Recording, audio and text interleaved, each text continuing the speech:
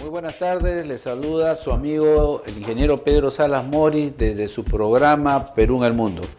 Hoy día tenemos un gran invitado y un gran amigo, el doctor Daniel Reynoso, que es coordinador y especialista del programa de Ciencia y Tecnología, que representa para nuestro país también un gran esfuerzo para el desarrollo tecnológico de nuestro país.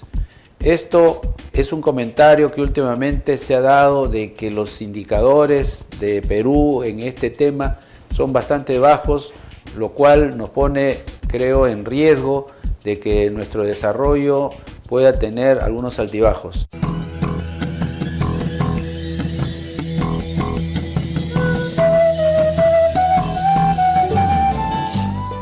En ese sentido, Daniel Reynoso es un gran conocedor de la ciencia y tecnología, trabaja no solamente ahora, sino siempre en una gran capacidad y con un roce internacional muy importante que a mí me consta porque tuve la oportunidad de trabajar a su lado en el INIA cuando intentamos fortalecer esa institución y hasta crear un centro de biotecnología.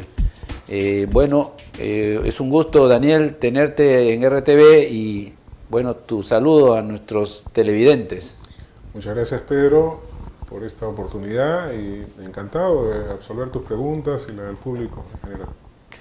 Bueno, comencemos con el escenario actual de la ciencia y tecnología para el desarrollo, porque como comentaba al inicio, nuestro país está con un déficit bastante importante y lo cual, si no lo acompañamos en forma sostenida para que tengamos una fortaleza en ese esquema, ¿cómo ves tú esa perspectiva en tu entender?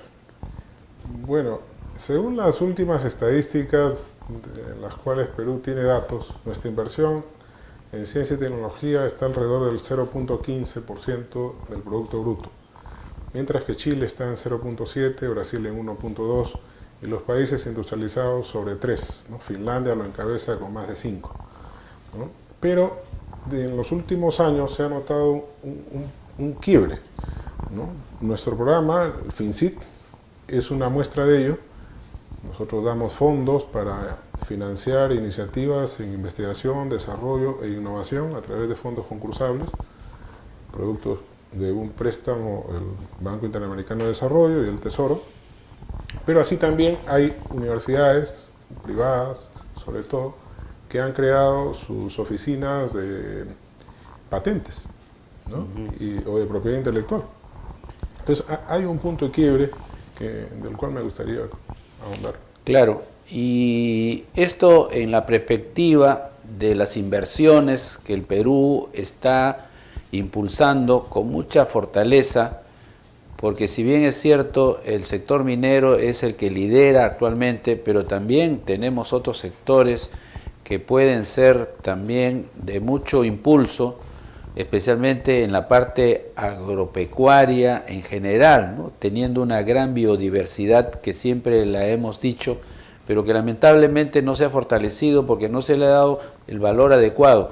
¿Cómo crees tú que en este caso, por ejemplo, las regiones en nuestro país y en particular las universidades también en esos lugares pueden participar de este fondo? Nosotros premiamos la unión entre el sector académico, universidades y centros de investigación con las empresas. De hecho, nuestros financiamientos pasan del 50% al 70, 80 o 90% en la medida de que estas asociaciones se fortalezcan.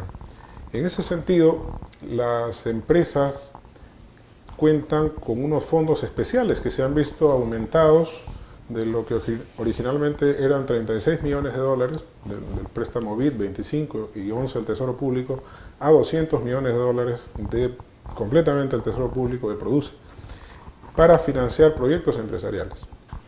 Además de los proyectos para universidades, centros de investigación que ya los veníamos financiando. Entonces, a través de estos fondos hay una gran oportunidad para que las empresas nos presenten a nosotros iniciativas y nosotros cofinanciamos.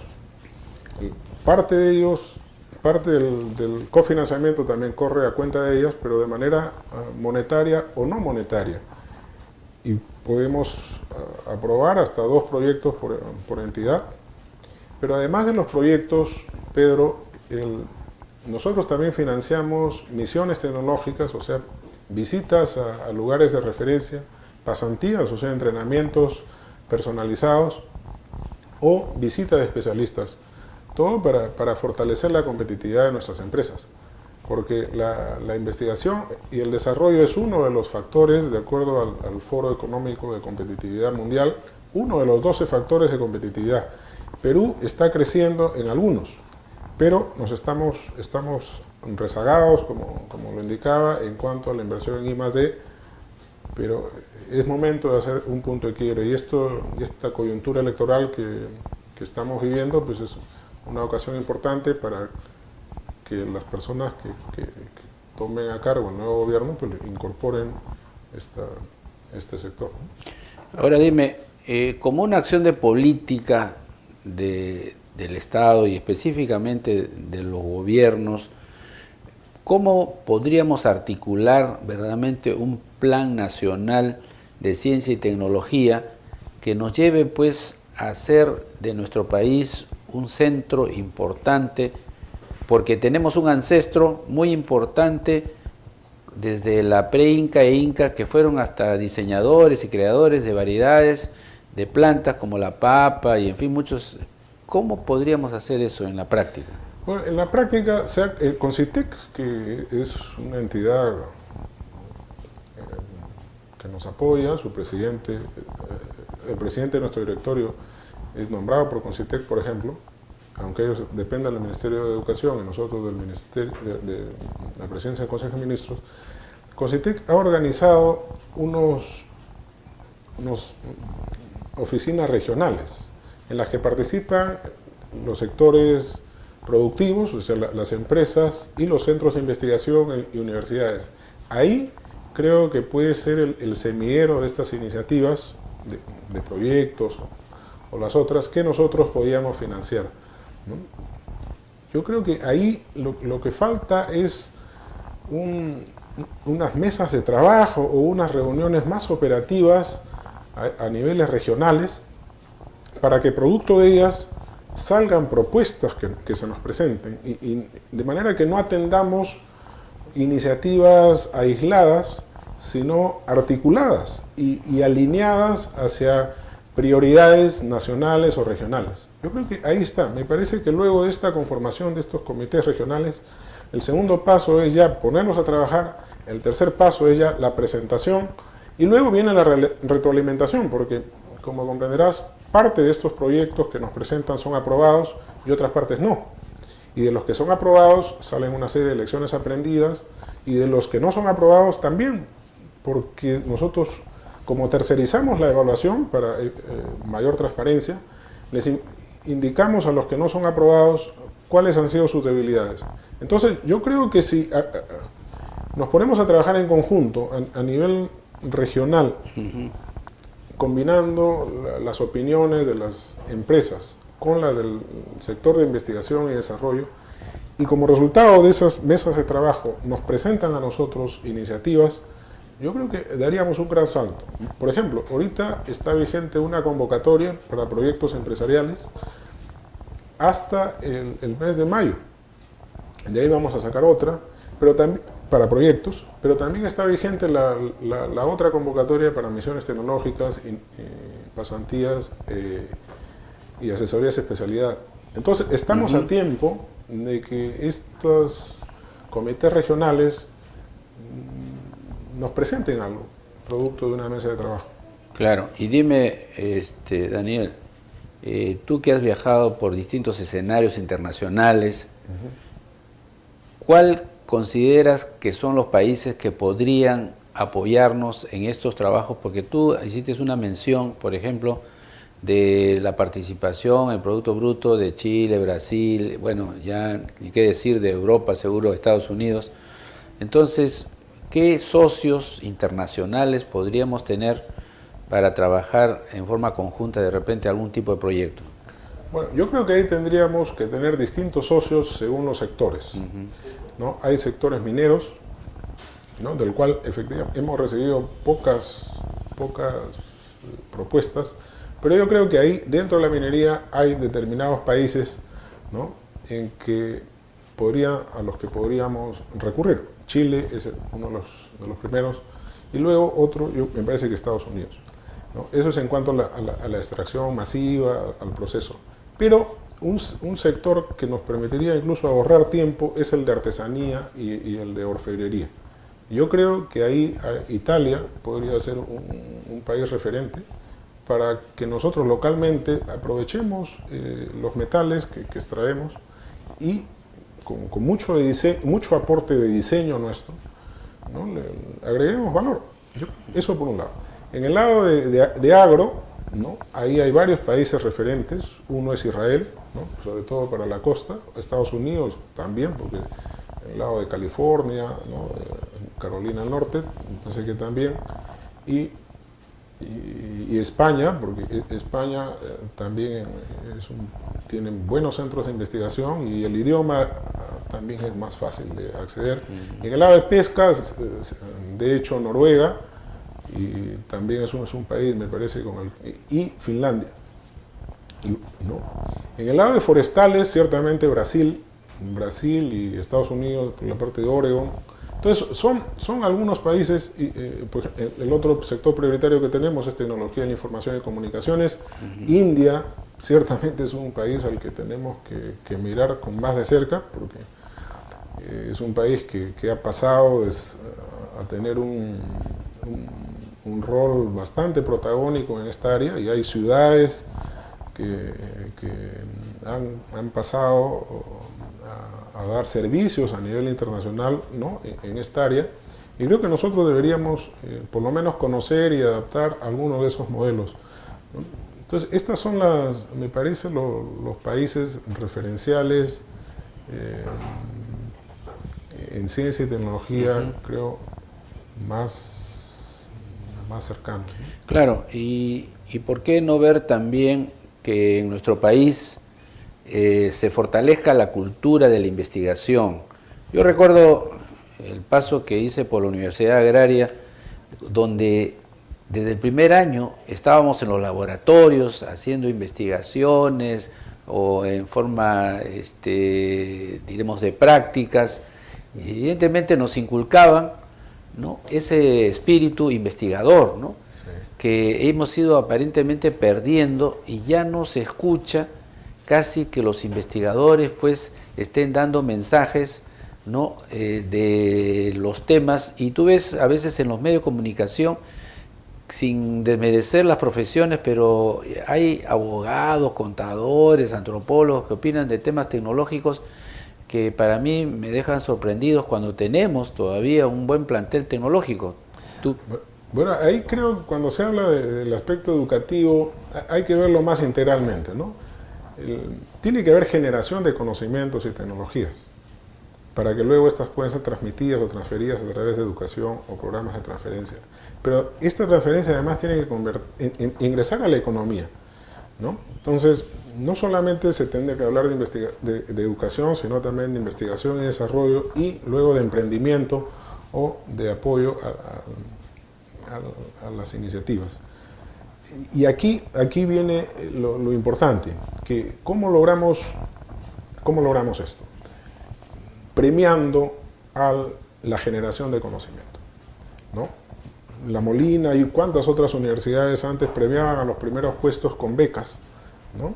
Tú recuerdas, ambos somos molineros, ¿no? Y beca a Bélgica, beca a Francia, ¿no? Y al segundo puesto, algo parecido, concursos, o lo que está ahora en boga, que son las incubadoras de negocios, ¿no?, con base tecnológica. Por ejemplo, los cajeros automáticos, por ejemplo, son producto de una incubadora tecnológica, y así, muchos ejemplos. Entonces, los jóvenes y las universidades, o centros de investigación, porque no solamente las universidades lo son, generan estos conocimientos, estas tecnologías, y están con los alumnos que disponen de más tiempo, se integran rápidamente en redes sociales, y tienen todo el conocimiento fresco, pueden a través de oficinas o de incubadoras de negocios rápidamente incorporar tecnología y hacer los negocios. O premiando a las empresas que incorporan personal capacitado. Hay una serie de mecanismos por los cuales se puede premiar. Uno de esos es esto, cofinanciamiento de proyectos o de otras iniciativas, pero repito, el apoyo directo que pueda recibir un alumno a través de incentivos me parece que es determinante. Claro, y además me parece que sería interesante incorporar también el uso del marketing digital. Sí. Yo he estado hace unos días en una conferencia en la cual nos han mostrado la gran diversidad de productos que hay en el mundo para utilizar el Internet, sí, ya que en este momento hay más de 2.000 millones de personas que están involucradas en Internet. Entonces, ¿cómo ves en ese sentido la participación de este tema para que nuestra investigación, nuestro desarrollo, evidentemente se conozca y también se retroalimente? Bueno, ahí hay que tener en cuenta ya lo que son derechos de propiedad intelectual, ¿no? El resultado de la investigación, el desarrollo, tiene que plasmarse en los diversos mecanismos de registro de propiedad intelectual. Llámese pues derecho de autor, llámese patentes, llámese registro industrial, llámese diseño, en fin. De manera que cuando entremos a la gran red de intercambio de conocimientos, tecnologías generadas por unos y otros, se reconozca y se respete y se haga negocio con lo que uno mismo ha generado, ¿no? Y no se lo pirateen, ¿no? Más bien uno puede entrar a participar en la economía directamente como empresario o licenciando patentes o con joint venture o con participaciones con empresas grandes, en fin, pero basado en que esa propiedad intelectual ha sido registrada en Indecopi y reconocida y es reconocida por lo tanto a nivel internacional. Yo creo que este punto es bien importante, no se le ha dado el peso del caso. Muchos de nuestros productos que exportamos salen sin marca, ¿no? Son etiquetados, dependen del broker, de las marcas internacionales y no salen con marca propia. Creo que por ahí podemos rápidamente agregar valor y entrar en unas mejores condiciones a negociar lo que hemos producido. Claro, y fíjate, teniendo en cuenta que tenemos toda una gran multinacional que es el Ministerio de Relaciones Exteriores, que cuenta con más de 80 oficinas comerciales en el mundo, sí, que está subutilizado, en la cual nosotros podríamos hacer, como dices tú, todo un trabajo de inscripción de nuestros registros genéticos, que no lo hacemos y que hasta nuestros vecinos chilenos ya los han casi patentado, ¿no? Hasta dijeron la chili moya, ¿no? Como un producto bandera de ellos, el pisco chileno, en fin, ya falta poco para que tengamos pues banderas chilenas en el Perú, ¿no? Entonces, ¿cómo debemos actuar en forma coordinada las instituciones públicas y privadas, y en este caso la Cancillería peruana, que tiene un rol de comunicarnos con el mundo? Bueno, de hecho, yo creo que tenemos que acercarnos más. Hay una cantidad importante de conocimientos, tecnologías generadas en universidades y centros de investigación que no han sido puestos en valor. Yo creo que incluso a nivel empresarial no se conoce del todo. Por ejemplo, voy a hablar, por ejemplo, de algún caso de la tara, por ejemplo, que es un excelente producto. Hay tecnologías generadas en universidades, en el INIA, pero a pesar de ser uno de los principales rubros forestales con potencial, poco a poco se conoce. Y así como estos hay cantidad de ejemplos. Yo creo que tiene que haber un esfuerzo de articulación. O sea, vamos juntándonos, pero sobre cosas concretas, para establecer prioridades de acuerdo a los mercados, porque las cancillerías o las oficinas comerciales nuestras tienen en ese sentido una gran ventaja de estar mucho más cerca a lo que el público desea. Y de acuerdo a esas señales, aprovechar lo que ya se ha generado, ¿no? y ponerlo eso a disposición de las empresas. Eso por un lado. Y por el otro lado, este acercamiento también serviría para orientar los esfuerzos de investigación y desarrollo de nosotros. Por ejemplo, nuestra industria textil está basada prácticamente en pedidos que le hacen del extranjero. No hay muy poco desarrollo propio. Entonces ahí se podrían invertir los papeles, ¿no? O por lo menos compensarlo de una manera. Y como eso, por ejemplo, en el aprovechamiento de nuestra biodiversidad, como veíamos, pues yo creo que ahí le podemos aprovechar muchísimo, ¿no? con lo que es la conservación de la biodiversidad, ahora que hay un riesgo grande ya del cambio climático, producto de las emisiones de carbono y otras más, para atraer inversiones alrededor de esto, ¿no? La conservación y uso de la diversidad, ¿no?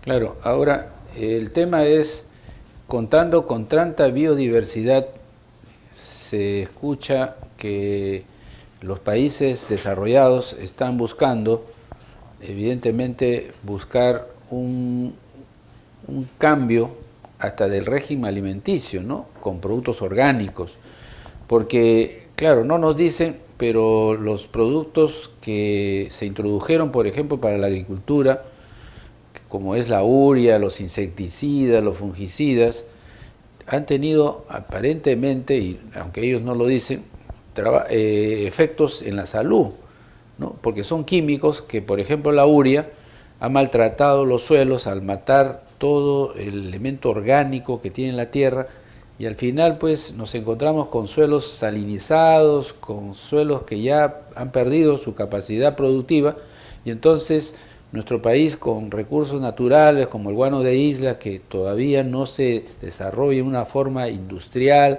tecnológica, ¿no? Las aves están ahí, bueno, en forma muy libres, pero sin un trabajo científico, ¿no? ¿Cómo podríamos trabajar también, por ejemplo, esos escenarios? Bueno, ambos somos agrónomos. Yo creo que nos falta tener una visión más sistémica de las situaciones problemáticas a las que nos enfrentamos. Por ejemplo, hay tecnologías para cultivar alfalfa dormante en el altiplano, con excelentes resultados, ¿no? Acabo de estar en la presentación de un proyecto de Cáritas, ¿no? que se va también a replicar esta tarde aquí en el Colegio de Ingenieros, o mañana jueves, ¿no? Y así, tú sabes, las leguminosas incorporan nitrógeno, y eso nos ahorraría pues cantidades importantes de urea y otros fertilizantes nitrogenados. Entonces lo mismo podemos hablar, por ejemplo, de reducción de fósforo, un ácido fosfórico para destrabar los goteros, o evitar el taponamiento utilizando pues magnetos. En fin, hay tecnologías desarrolladas por peruanos o adaptadas a nuestras condiciones que con foros como este, ¿no? Se podían socializar, ¿no? Pero lo que nos falta, repito, es una articulación y un alineamiento hacia prioridades, y me parece que con estos cambios de gobiernos regionales podrían hacer unas convocatorias hacia los actores más dinámicos, que son las empresas que más facturan o que más emprendimiento han tenido, con las universidades que más producción científica han logrado en regiones, o pueden lograr, porque hay una cantidad de universidades nuevas, y orientar, articular y alinear estos esfuerzos hacia pocos productos, pero prioritarios a nivel regional. Yo creo que ahí esta parte, tenemos que ir ya a la parte de hechos, ya no tanto de diagnóstico, de reuniones, digamos, de discusión, sino más operativas, porque fondos hay. Fondos me parece que pueden orientarse. Te decía, te contaba en otra ocasión, que la tasa de retorno, por ejemplo, de nuestros proyectos de investigación y desarrollo está entre 5 y 6. O sea, para las empresas les podría ser muy, muy atractivo invertir en investigación y desarrollo. Y para empresas, por ejemplo, como las mineras, tú sabes, cuando estuvieron las mineras hace 30, 40 años, hacían ganadería, ¿no es cierto? Sí. Y apoyaban la ganadería en el altiplano y cosas así. Ahora lo están haciendo, pero necesitamos generar nueva tecnología. Correcto. No basta con utilizar la tecnología de los fertilizantes, de los insecticidas que tuvo su época. Ahora hay otras tecnologías mejores, más amigables con el medio ambiente. Pero esa investigación puede demorar un poco, pero a la larga da sus frutos. Está bien, Daniel. Bueno, vamos a hacer un pequeño corte, pero sigan en su programa Perú en el Mundo.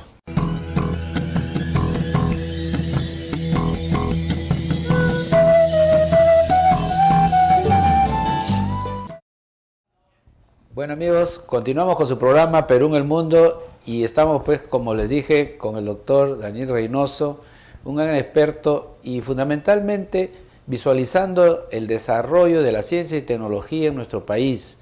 Un país con tanta historia, con tanta tradición tecnológica, que todavía creo que no hemos sabido determinar qué tanto fue ese esfuerzo de esas culturas nuestras para el desarrollo no solamente de nuestro país, sino del mundo, y que debemos rescatarlas en este momento que nuestro país necesita fortalecer su nutrición. En ese sentido, Daniel, ¿cómo deberíamos hacer que los gobiernos fortalezcan la nutrición, ¿no?, alimenticia para que tengamos una juventud, principalmente una niñez y una juventud debidamente preparada en el aspecto de desarrollo mental, ¿no? Bueno, la pregunta es bien interesante y muy importante porque el futuro del país empieza pues desde la gestación del feto, ¿verdad? Entonces, el binomio madre-niño tiene que estar muy bien nutrido. Y eso hasta los primeros años de vida, porque ahí es donde se establecen prácticamente todas las características de la masa neuronal y lo que viene después, o sea, a partir de los 5 o 6 años es un entrenamiento, un desarrollo de esas capacidades. Entonces, nosotros tenemos recursos pero nos ha faltado, insisto, una visión holística o sistémica de los problemas. Por ejemplo, tenemos una riqueza como es nuestro mar y no lo aprovechamos en lo que es maricultura, o sea, crianzas de peces en el mar. Entonces, hemos estado en el Asia y están ahí sembrados y la mayor parte de la maricultura que hacemos es en algunos lagos, ¿no? Y con peces de clima templado, ¿no? No hemos entrado todavía a la acuicultura de peces tropicales a gran escala. Y tú has visto en Colombia, en Brasil, hay ejemplos y ahí se abren unas oportunidades bien interesantes para abastecimiento con proteína de alta calidad como es la del pez. Y acá seguimos importando la soya, ¿no? Son cantidades navegables, a pesar de que tenemos cultivos adaptados a nuestras condiciones, leguminosas adaptadas que son competitivas como la soya, como es el tarwi, ¿no? O quenopodiáceas como es la quinoa, la kiwicha, que sin mucho esfuerzo pueden entrar en nuestra dieta o en la dieta de animales, ¿no? Hasta los peces cultivados o criados son alimentados con maíz y soya, ¿no? o con harina de pescado. Entonces quiere decir que hemos tenido una visión, por decirlo, parcializada de lo que le interesa a un sector empresarial, pero no hemos tenido una visión mucho más grande, ¿no? Nuestra dieta no incorpora pues, quinoa, kiwicha como debería, no incorpora el pescado como deberíamos, está a unos precios inclusive prohibitivos, y eso, a pesar de los esfuerzos que ha habido ahora por incorporar la anchoveta, algo se está haciendo, pero yo creo que ahí tiene que haber una educación, repito, desde el binomio madre-niño, y a nivel escolar. Conozco escuelas en otros países de que, por ejemplo, las fiestas infantiles no son con tortas y no son con frutas, ¿no? Entonces, y a los niños se les enseña, por ejemplo, a llevar solamente una botella, ¿no? Para que lleven ahí su agua o su jugo todos los días, todo el año escolar, y no estén cambiando de envases plásticos y contaminando. Lo que quiero decir es que nos falta una visión, y en este sentido no me refiero solamente a una visión, digamos, a nivel macro del gobierno, sino como digo, algo fácil que se puede implementar a nivel de empresa, o a nivel de colegios, o a nivel de unidades educativas, ¿no? Creo que por ahí viene. Pero por otro lado tenemos que también brindar alternativas, ¿no? O sea, tenemos unas dietas, ¿no? Pero que al final pues también dependen de los ingresos económicos, de las disponibilidades que hay en el mercado, porque hay estacionalidad de ofertas. Entonces yo creo que si esto lo sabemos transmitir, ¿no? Y vamos a mejorar significativamente las oportunidades para nutrirnos mejor. Justo en ese tema de las comunicaciones, también es necesario que nuestro país articule los gobiernos políticos que tenemos desde distritos, provincias, gobiernos regionales, porque nos quejamos de que los gobiernos regionales todavía no han adquirido madurez, ¿no? Y es porque todavía ellos no tienen un perfil adecuado de modelo de desarrollo tecnológico. O sea, la biodiversidad que tiene nuestro país en cada región podría servirnos para armar, evidentemente, un gran banco de germoplasma, por ejemplo, tú que dominas ese tema, ¿no? Y que pueda estar a disposición de los lugares que tienen características similares, ¿no? Entonces, yo digo, eso no es un gasto, eso es una inversión. Entonces, ¿qué nos falta para tomar decisiones y poder nosotros los técnicos reclamar a los políticos que asuman ese rol? A mí me parece que tiene que haber una iniciativa que tiene que ser compartida, ¿no? Por un lado, los gobiernos regionales, pero por otro lado son también las entidades de financiamiento las que tienen que crear plataformas a las que las empresas puedan acceder para aplicar o poner en práctica estas iniciativas innovadoras o que agreguen valor, ¿no? Y yo creo que ahí tiene que haber una visión a largo plazo, así como para comprar una casa, un departamento, las entidades financieras pues tienen sus préstamos hipotecarios, llega hasta banca de segundo piso para inversiones productivas. Pues me parece que hacia el lado del aprovechamiento de la biodiversidad también puede haber algo por el estilo. Hay, por ejemplo, el aprovechamiento a través del turismo, ¿no? Yo creo, o préstamos para reforestación, ¿no? El crecimiento de los árboles, tanto en altura como en diámetro, eso se puede cuantificar y eso le puede agregar valor a las tierras, y eso se puede negociar con papeles, ¿no? Con certificados. Pero me parece que todavía no hemos desarrollado esos mecanismos, esas plataformas que faciliten al inversionista privado el financiamiento de proyectos que respeten y aprovechen los recursos naturales sostenidamente, ¿no?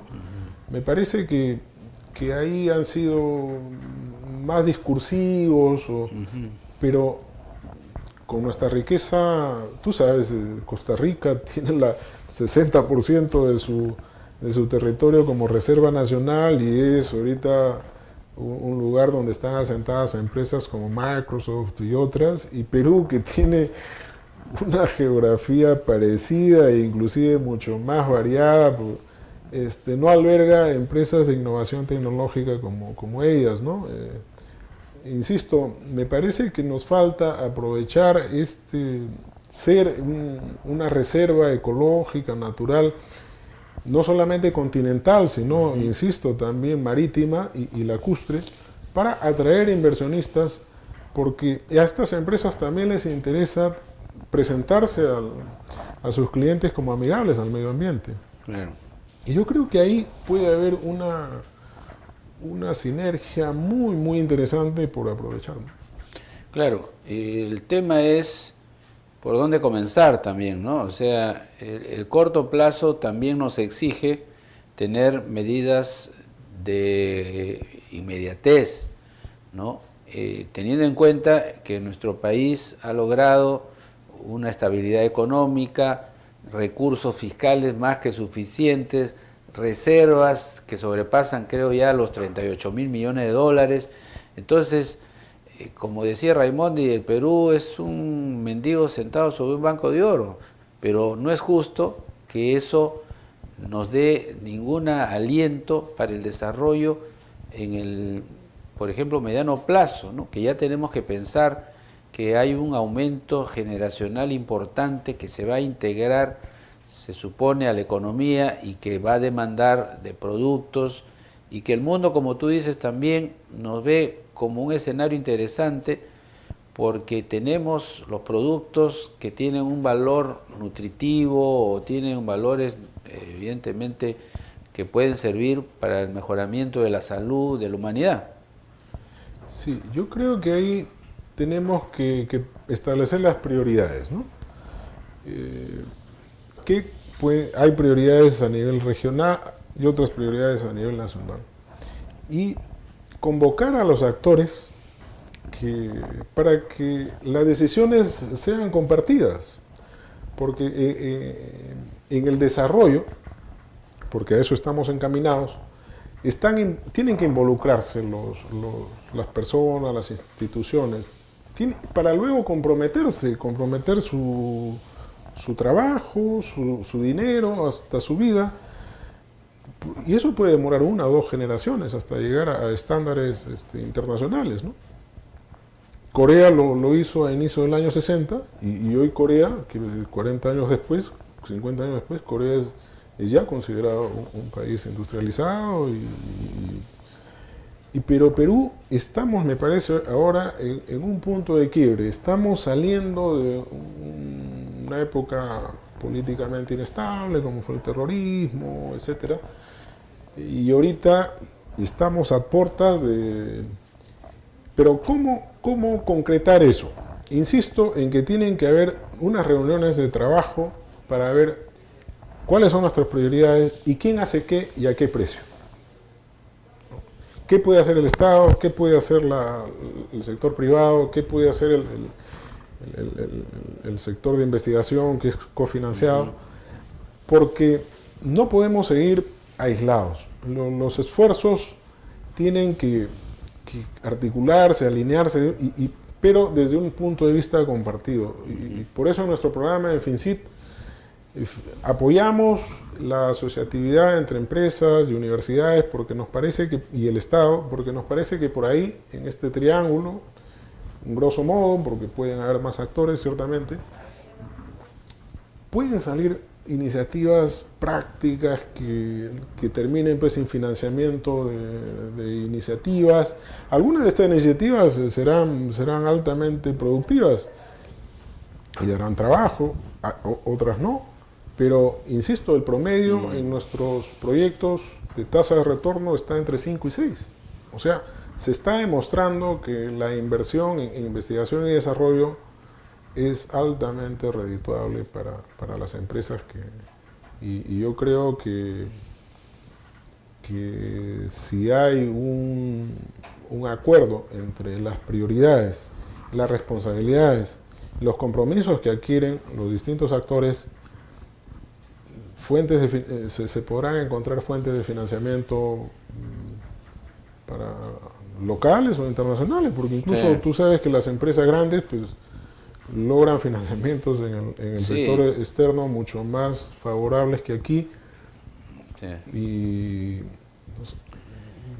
en fin, yo creo sí, que es cuestión de... El recurso económico, evidentemente, en el mundo, si bien es cierto, la crisis financiera afectó a Europa especialmente, pero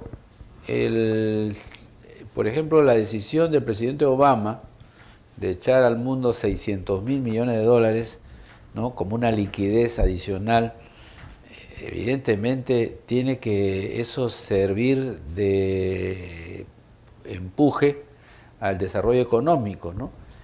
Como tú sabes, en el Perú, por ejemplo, las inversiones en minerías se han proyectado para los próximos 5 años en cerca de 40.000 millones de dólares, ¿no? Entonces, esa inversión minera jala, evidentemente, la necesidad de alimentos, de vituallas y, en fin, colaterales que ellos necesitan.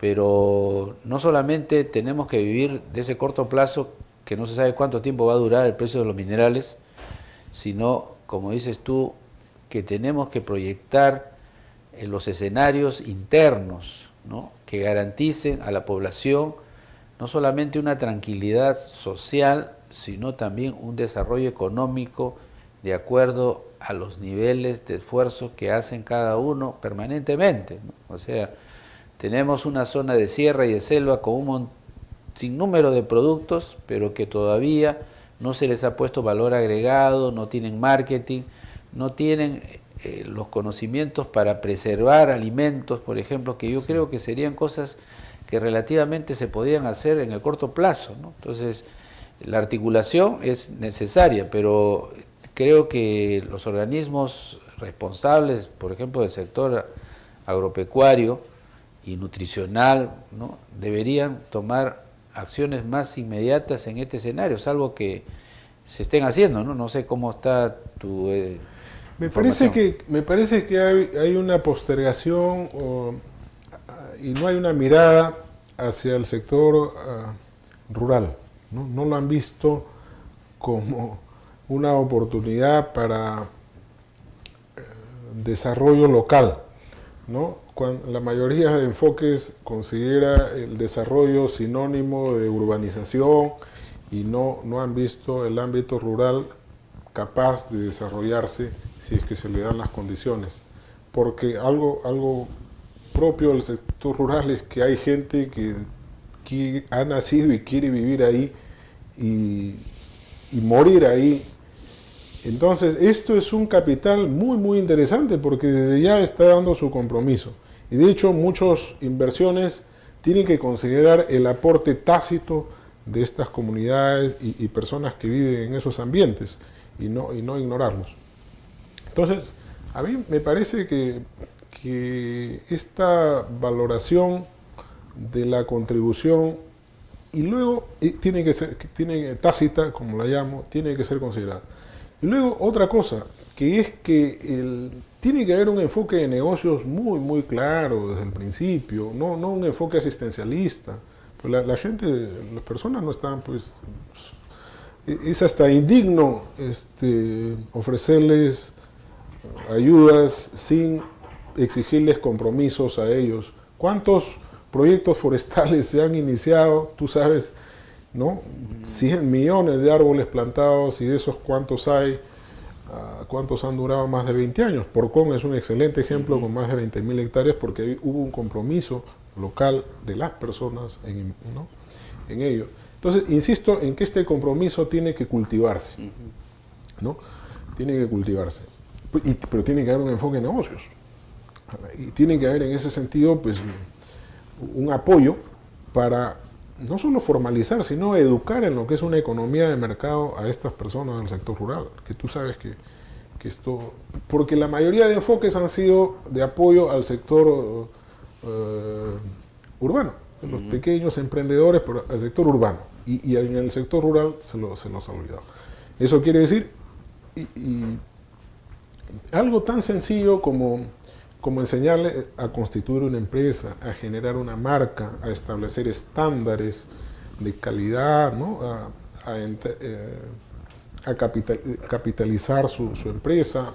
Yo creo que si este empoderamiento a nivel rural se da, yo creo que por las empresas que ya tienen inversiones, me estoy refiriendo a las mineras y otras, yo creo que vamos a reducir significativamente la pobreza en esas zonas y la exportación de esta pobreza a zonas de cocaleras, porque el origen de estas zonas de selva, de los problemas sociales, económicos en estas zonas de selva, es la exportación de la pobreza por la alta presión de la tierra que hay en la zona altoandina. y naturalmente la migración de esas a los cinturones de la ciudad. Yo creo que una mirada hacia el sector rural, pero con otra visión, ¿no? No asistencialista, sino de negocios compartidos, ¿no? Nuestra población, pues, no reclama limosna, yo creo reclama participación en el desarrollo, porque ellos mismos creo que no se imaginaban que los apus, o sea, los cerros que los rodeaban, tenían un recurso tan valioso, ¿no?, como es el que tiene ahora, ¿no? Por ejemplo, el oro que se cotizaba a $200 la onza, ahora está en 1.400, ¿no? O sea, se ha multiplicado por 7 el valor, igual a plata. Entonces, pero esa gente, esos peruanos, tienen también su cosmovisión. Claro. Entonces, hay que respetar eso como un modelo de desarrollo, y que lo que necesitan ellos son conocimientos modernos para presentar sus productos, por ejemplo, con una buena selección, con buen acabado, con un buen valor agregado, etiquetas, cajas, y que eso pues le garantice al comprador externo que ese producto que se le ofrece tiene todas las garantías de sanidad, manipulación higiénica y todas esas cosas. Entonces, creo que nosotros los peruanos sabemos lo que queremos, pero a veces el tema político no entiende nuestro mensaje y siguen pues dándole vueltas a los temas desde un punto de vista discursial, ¿no?, y no ejecutivo, como lo que estamos planteando acá, ¿no?, en la cual convocamos a las universidades, convocamos a los gobiernos, convocamos a las autoridades para que levanten su antena y revisen qué están haciendo y qué pueden hacer mejor que lo que están haciendo ahora, ¿no? Ciertamente las empresas que innovan tecnológicamente o organizacionalmente son las más competitivas. Entonces, si nuestras empresas no se dan cuenta de eso, van a estar a la saga, van a replicar lo que otras ya han hecho, van a trabajar con patentes obsoletas, vamos a depender y seguir como estamos, poco más o menos, o sea, muy al azar. ¿No? Hay empresas que tienen cientos de empresas en el mundo que tienen una facturación anual mucho más grande que nuestro PBI, etc. Nosotros, creo que nuestras empresas, la actitud de nuestros empresarios, la actitud de nuestras autoridades universitarias y de autoridades que dirigen la investigación, el desarrollo en el país, tiene que ir hacia un acuerdo conjunto, porque tampoco es que tengamos recursos. Pongo un ejemplo. El canon que se da a las universidades está orientado fundamentalmente a infraestructura. No hay un porcentaje que se diga taxativamente va a investigación, va a empoderamiento de recursos humanos, va a premios o va a incubadoras de negocios. Está todo encasillado. Entonces, no estamos generando ni conocimientos ni tecnología, no estamos poniendo en valor o ayudando a poner en valor lo que hemos generado, porque los alumnos, los estudiantes no tienen capital para eso, tampoco tienen el respaldo. Pero una universidad sí puede ser un garante ante un banco. Es mucha mejor manera que un alumno, ¿no es cierto? Y las universidades norteamericanas, muchas universidades del mundo, logran 60, 80% o más de sus ingresos a partir de patentes, de ingresos por patente. O sea, al gobierno ni siquiera ya se les da lo que les daba pues en la época, ¿no? Entonces, lo que quiero decir es que hay fórmulas ya desarrolladas por otros, muy imaginativas, para que el financiamiento de la investigación y la puesta en valor de los productos complete el ciclo de reinversión. Que retroalimenta, puede ser pues a través de impuestos o a través de las propias empresas, porque tú sabes, las empresas más grandes tienen sus propias oficinas de investigación, de patentes inclusive, tienen su oficina de prospectiva y a nuestras empresas les falta eso. Y yo te agradezco, Daniel, tu mensaje, porque lo haces de un concepto no solamente tecnológico, sino de tu experiencia internacional, lo cual nos lleva pues Ojalá que en el corto plazo comencemos ya a trabajar en una forma de repente más formal. Yo quisiera que nos des tus palabras de despedida con un hasta pronto, a ver. Bueno, muchas gracias y visiten nuestra web www.fincitgop o innovateperú.pe. Ahí está la descripción de los fondos para cada una de las iniciativas en I+D+I de las que hemos hablado. Muchas gracias. Muy bien. Gracias a ustedes y será hasta la próxima con su programa Perú en el Mundo.